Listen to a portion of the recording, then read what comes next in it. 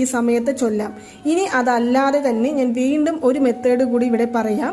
നമുക്ക് എല്ലാവർക്കും അറിയാം, മാനിഫെസ്റ്റേഷന് ഏറ്റവും കൂടുതൽ ഉപയോഗിക്കുന്നത് എന്ന് പറയുന്നത് ബേ ലീഫാണ്. ബിരിയാണി ഇല അല്ലെങ്കിൽ വഴനയില എന്നെല്ലാം പറയും. അത് നിങ്ങളുടെ കയ്യിൽ ഉണ്ടെങ്കിൽ നിങ്ങൾ അത് എടുത്ത് പച്ച നിറത്തിലുള്ള മഷിയുള്ള പേന കൊണ്ട് നിങ്ങൾ എന്താണോ ആഗ്രഹിച്ചിരിക്കുന്നത്, പണമാണെങ്കിൽ മണി എന്ന്, റിലേഷൻഷിപ്പ് ആണെങ്കിൽ റിലേഷൻഷിപ്പ് എന്ന് എഴുതാം.